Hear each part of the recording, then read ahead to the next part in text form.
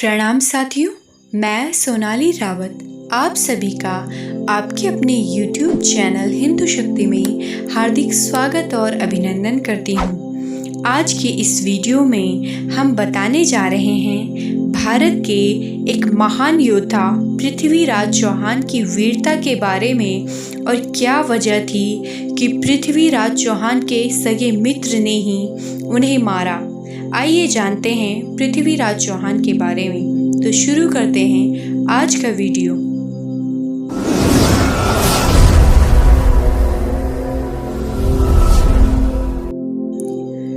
पृथ्वीराज चौहान का जन्म 1149 में अजमेर में हुआ। इनकी माता का नाम कर्पूरी देवी और पिता का नाम सोमेश्वर चौहान था।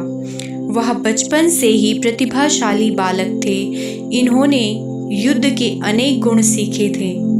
जब उनके पिता की मृत्यु हुई तब उन्होंने 13 साल की उम्र में अजमेर के राजगढ़ की गद्दी को संभाला। पृथ्वीराज चौहान के नाना थे अनंगपाल तोमर, जो दिल्ली के पूर्व शासक थे।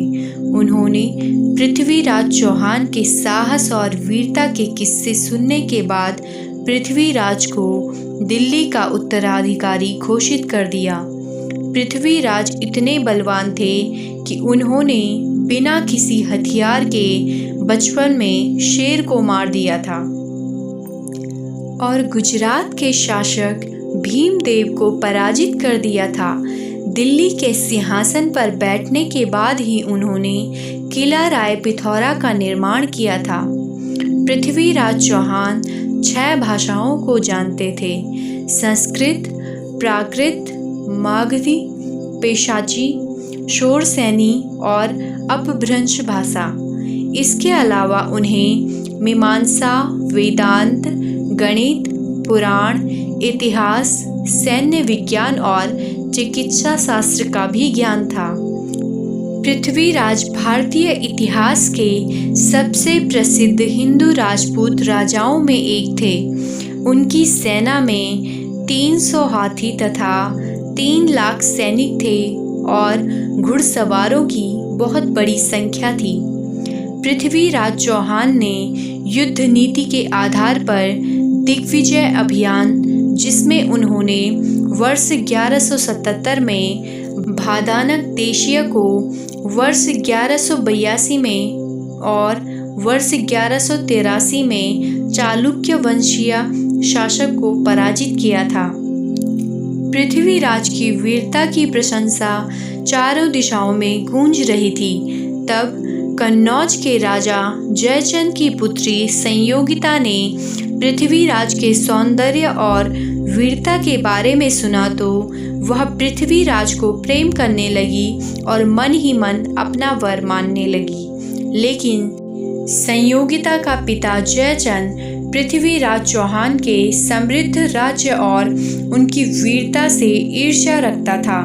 संयोगिता का विवाह स्वयंवर के माध्यम से करने की राजा जयचंद ने घोषणा कर दी। जयचंद ने अश्वमेघ यज्ञ का आयोजन किया था और उस यज्ञ के बाद संयोगिता का स्वयंवर होना था। जयचंद अश्वमेघ यज्ञ के बाद भारत पर अपना प्रभुत्व की इच्छा रखता था।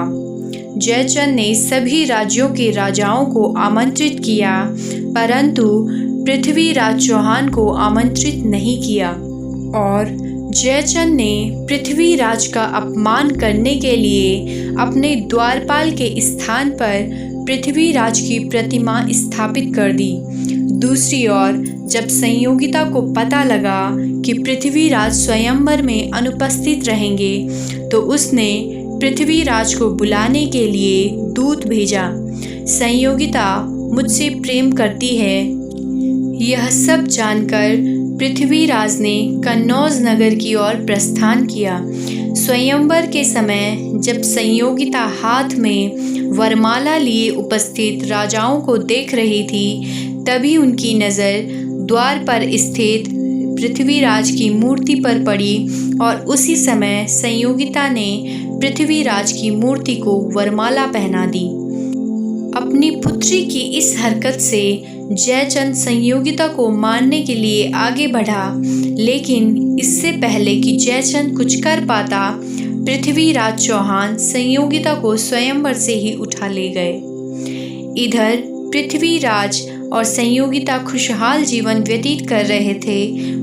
वहीं दूसरी तरफ संयोगिता के पिता जयचंद और गजनी के मोहम्मद गौरी पृथ्वीराज को मारने के लिए योजना बना रहे थे।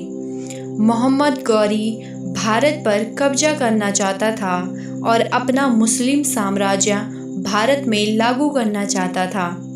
तराइन के प्रथम युद्ध में सन 1191 में मुस्लिम शासक सुल्तान मोहम्मद गौरी ने बार बार युद्ध करके पृथ्वीराज चौहान को हराना चाहा, परंतु पृथ्वीराज ने मोहम्मद गौरी को 17 बार पराजित कर कई बार उसकी जान बख्शी और उसको माफ़ कर दिया। यही उदारता पृथ्वीराज चौहान की सबसे बड़ी भूल थी।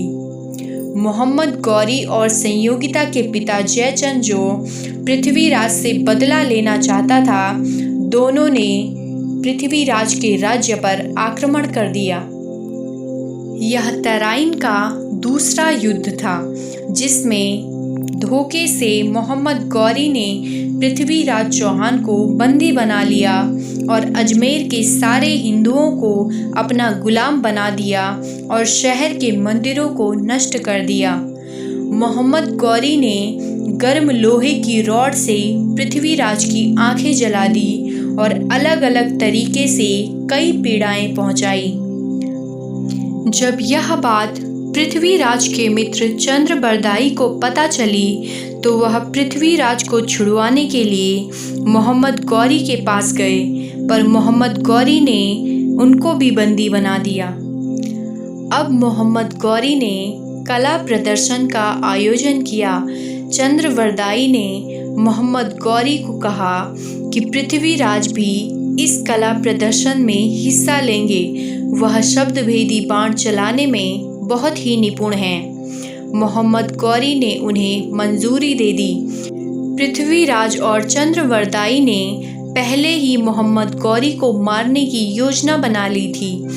चंद्रबरदाई ने पृथ्वीराज से कहा कि जो काव्य के माध्यम से कहेंगे उसी दिशा में तीर छोड़ना। जैसे ही महफिल शुरू होने वाली थी, चंद्रबरदाई ने काव्यात्मक भाषा में एक पंक्ति कही। 4 बांस 24 गज अंगुल अष्ट प्रमाण, ता ऊपर सुल्तान है मत चूके चौहान। ये दोहा चंद्रबरदाई ने पृथ्वीराज को संकेत देने के लिए जैसे ही कहा, वैसे ही अपनी दोनों आंखों को खो चुके पृथ्वीराज चौहान ने गौरी को शब्दभेदी बाण द्वारा मार दिया। मुसलमानों के हाथों से ना मरे, यह सोचकर पृथ्वीराज और चंद्रबरदाई ने एक दूसरे की हत्या कर दी। जैसे ही पृथ्वीराज की पत्नी संयोगिता को पता चला, तो उसने भी अपने प्राण ले लिए। अतः आपको यह वीडियो कैसी लगी कमेंट करके ज़रूर बताएं। वीडियो को लाइक एंड शेयर ज़रूर करें। सब्सक्राइब करें हिंदू शक्ति को और बेल आइकन बटन दबाएं। धन्यवाद। जय हिंद, जय भारत, जय उत्तराखंड।